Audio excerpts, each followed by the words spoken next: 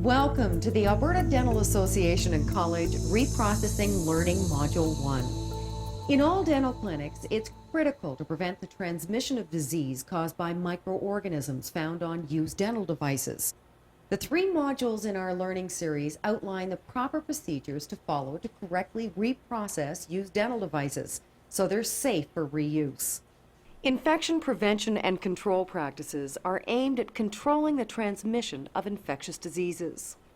At the core of infection prevention and control is the chain of infection. For an infection to occur, all links in the chain must remain intact.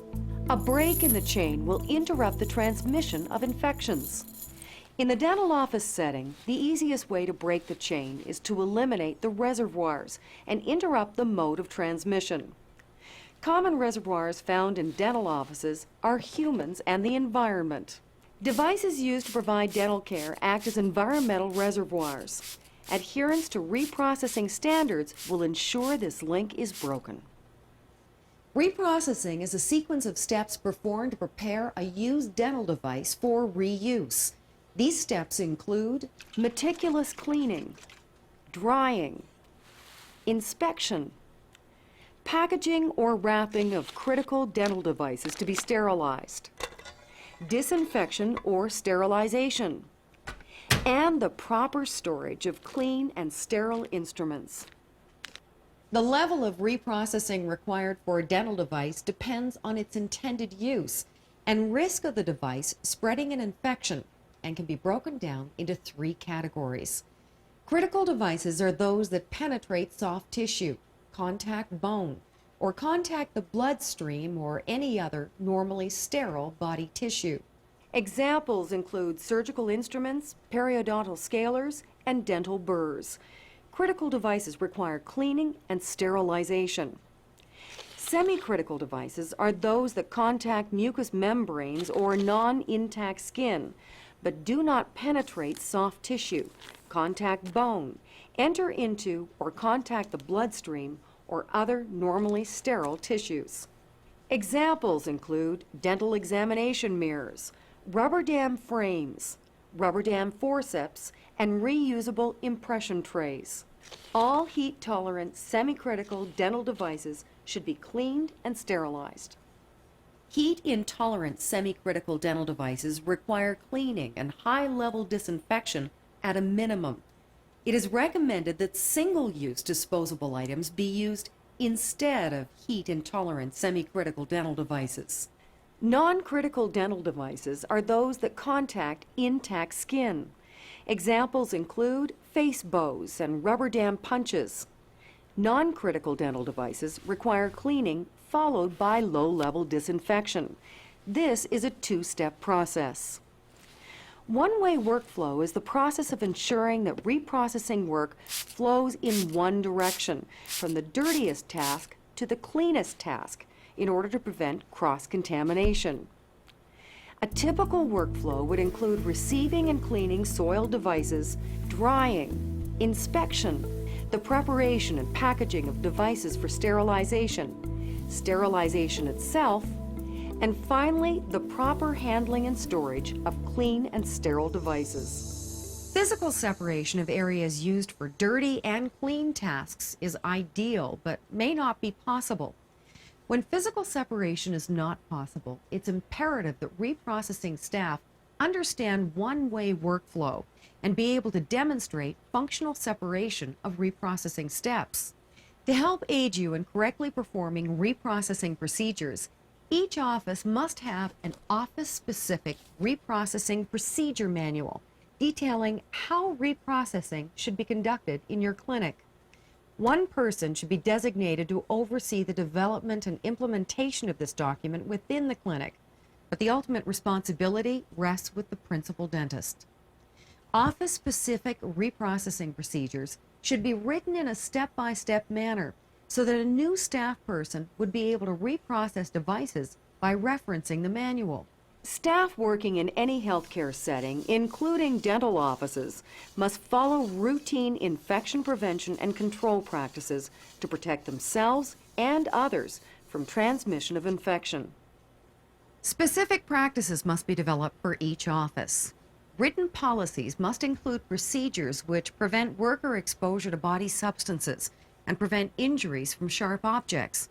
They must also include specific procedures which provide direction if a worker sustains a potential exposure to blood-borne pathogens, such as HIV, hepatitis B or C, via injury with a contaminated sharp object or a splash to unprotected mucous membrane or non-intact skin.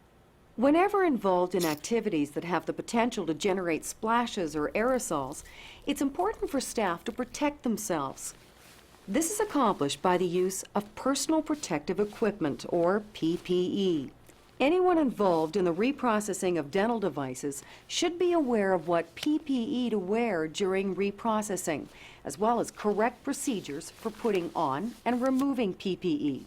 For instance, there shall be a designated area for putting on and removing PPE. Storage of clean PPE should be in an area protected from contamination. All PPE, including masks, are single use. Any reusable personal protective equipment must be laundered or cleaned and disinfected between uses. This means there must be a collection or disposal container for used PPE where it is removed. PPE must be appropriate for the tasks it'll be used for. PPE used in reprocessing has specific requirements that must be considered when being selected. For instance, gowns should be moisture impervious, cover the arms, and fasten at the back. They must be either discarded if disposable or laundered if reusable after each use. Face protection is required whenever there's a risk of splashes or aerosolization. This is most likely to occur during manual cleaning and rinsing of devices. Face protection must provide protection of mucous membranes of the mouth, nose, and eyes. This can be accomplished by using a full face shield or safety glasses or goggles with side protection, and a single-use fluid impervious mask may also be used.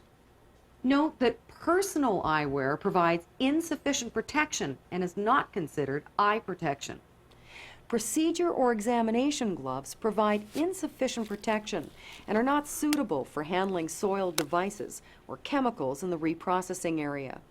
Gloves used in reprocessing must be chemical and tear resistant with a cuff that extends up the forearm. Gloves selected for use can be single-use disposable or they can be reusable.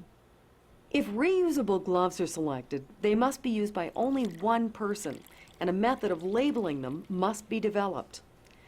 Decontamination of reusable gloves must occur after each use. They need to be washed and disinfected. Reusable gloves must be stored in a manner that will allow them to dry between uses. They must be worn only when handling contaminated devices in the dirty area.